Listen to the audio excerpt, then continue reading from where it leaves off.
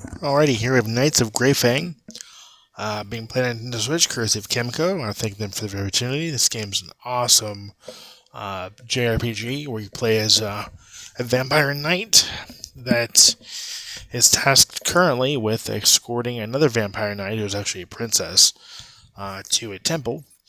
And then you have a vampire sorceress or vampire sorcerer that is accompanying you. It's kind of interesting in the way that this game centers around vampires, but then also high fantasy monsters and things like that. The battle system's pretty cool. We'll go ahead in here. So, just like any other Chemco slash EXE creates game, it's going to play very similar to those style of games where you've got automatic attack, you have escape, you have auto battling, you have the repeat. If I hit the Y button here, it's gonna. I'm gonna do that. I'm just gonna do the auto battle and magic things like that. I like the. I really like the art style. I like the how large the enemy sprites are and the characters are. Music's great. Leveling up's pretty easy. One thing I've noticed about these characters though is that they pretty much all learn the same magic abilities, and that's kind of interesting. At least for the most part. So again, just like other Chemco games, you can come in here and go to the shop. It'll have you see a save. I'll go ahead and save it. Alright, so you can do a crafting attempt where you can spend, in this game it's bloodstones. Attempt to craft an item. So it is 100 bloodstone. I'm going to go ahead and do that. Let's see what we get. Last one, I got like an ultra rare item. Oh, high rare, okay. So we got a Scuffnug plus 15. Attack 110 plus, so 15. Ooh, that's a good weapon. Wow, it's a 30,000. Wow. It's a 30,000 gold item or weapon. It's pretty high. Okay, so I can also do roulette. You get 3 spins a day. So you have the Grayfang prize, premium ticket times 3, second, first, 7th, 6th, 5th, and so on and so forth. When you spin it, though, it's pretty slow. And if your timing is right, sometimes if your timing is right, you can actually hit what you want to hit, which is kind of cool. I didn't do it this time. I did it last time and the time before, so that's neat. You can also purchase items if you want to with Bloodstone.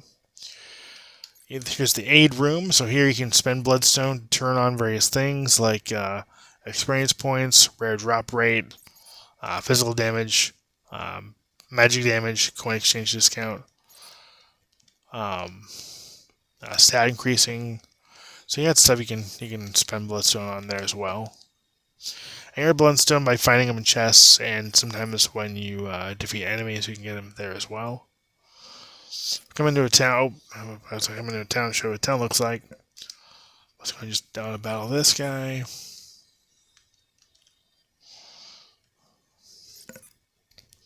So here's what the town looks like. This is the Grayfang City. This is where you start out in. The scrolling's okay when going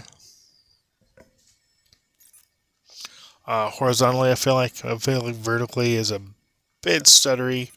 More so actually in buildings. I feel like large buildings, the scrolling can feel a little bit jittery. In fact, I'm going to go up to the castle and I think I can show a good example there. Okay, never mind. Can't.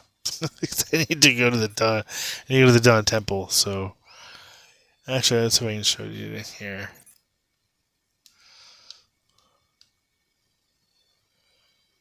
You can kind of see it. It's not smooth as it is when you're outside. I feel like.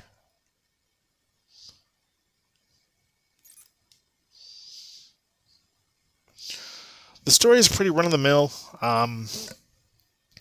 Vampire Knight escorts princess. Main character escorts royalty to X location. Something happens. Kind of the gist of the story. Um, but it's a decent story. It's interesting. Again, the fact that they blend high fantasy with vampires is pretty cool. It makes for an interesting story. Though predictable one, still rather interesting one.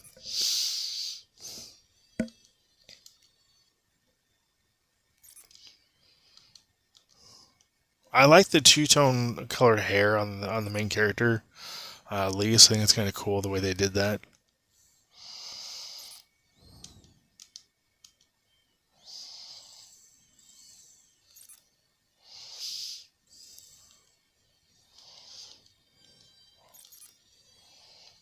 So at 10 bloodstone. Yeah, you don't earn bloodstone very quickly.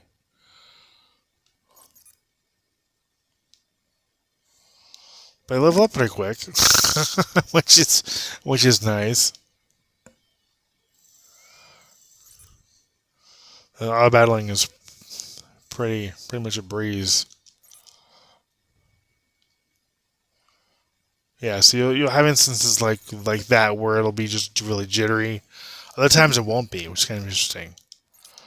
Um, but uh, but yeah, I mean, again, for a game like this, I understand that. I mean, it's a mobile game, transition to console. I would presume because all the other games have been. Um, so not necessarily optimized completely for the Switch, but it plays well enough that the performance hiccups can be forgiven, at least in my opinion. But yeah, this is Knights of Grayfang. It's a great JRPG. One I definitely recommend if you guys like Kemco games. This game's one of the better ones I've covered, I believe, in my opinion. At least, yeah, as of late. This is a great game. One I can definitely say I'd recommend checking out. I would thank Kimco for the opportunity. I thank you for watching. Thank you for subscribing. It's always the next time. Take care and happy gaming.